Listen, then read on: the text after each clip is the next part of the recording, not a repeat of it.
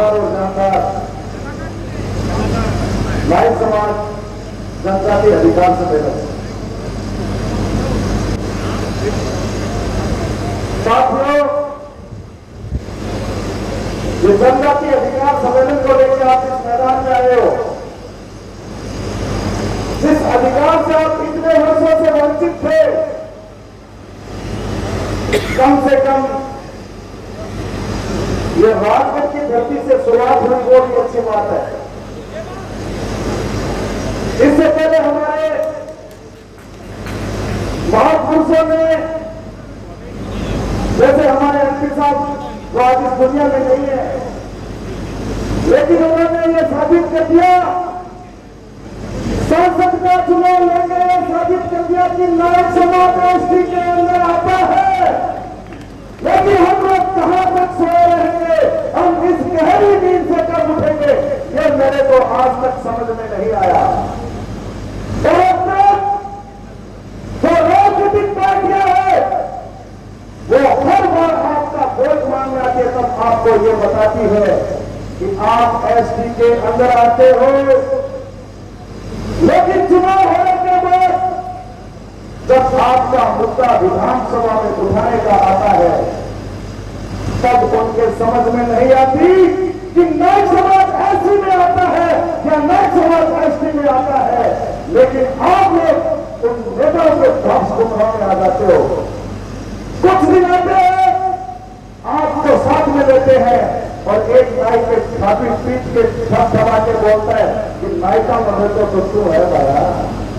लेकिन वो नायक, उस नायक को इतना दबाव दिया जाता है कि एमपी एमएलए बनने के बाद उनको यह भी पता नहीं है कि हमारे एमपी एमएलए कभी सरकार में, राजगढ़ में या तारानगर सुल्तानगढ़ कभी आते हैं कि हमारे से पूछते हैं, कभी नहीं पूछते।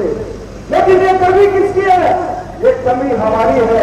कभी अपने आप को झांक के देखो, अपने आप को इस हिस्से में डाल के देखो कि जो नेता आपका वोट देता है, जो नेता आपकी बात सुनने के लिए तैयार बैठे हैं, उस नेता को आप वोट क्यों देते हो? कभी सोचा नहीं। यही हमारी कमी है, क्योंकि वो नेता धरातल पे आगे उतर के देखेगा कि आज नायक समाज की स्थिति क्या है।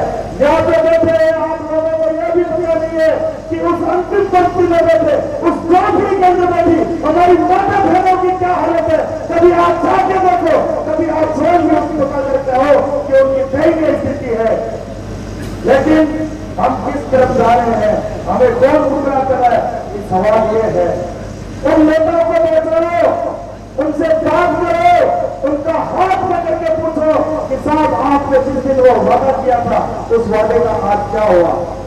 लेकिन हमें एक न एक दिन ये बात पूछनी पड़ेगी उन नेताओं से।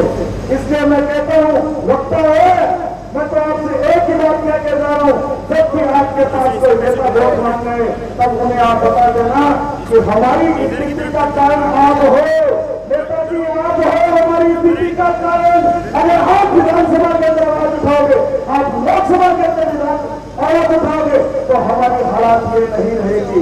लेकिन हम उनको वोट देते हैं और वो सिर्फ 5 साल में हमारे पास एक बार आते हैं और उस वक्त हम उन्हें जवाब नहीं दे पाते, क्योंकि उनका तो काम सिर्फ गोली देने का काम है।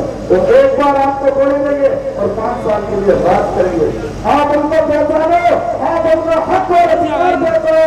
आप जब तक उन नेताओं को नहीं करोगे, जब तक लोकसभा विधानसभा में आपकी आवाज नहीं उठेगी, तब तक ये अधिकार मिलने वाला नहीं है।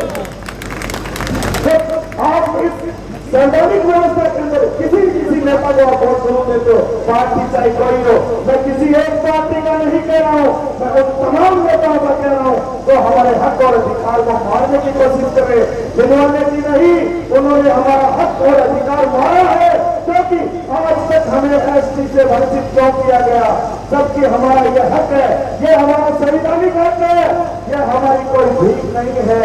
इसीलिए मैं ज्यादा कुछ नहीं बोलता, आपको दो ही बात कहता हूँ कि वो भरा नहीं वो भाव से, अरे बहती जिसमें रसधार नहीं, अरे नहीं वो पत्थर है जिसमें नायक समाज का प्यार नहीं, नायक समाज का प्यार नहीं। आवाज दो,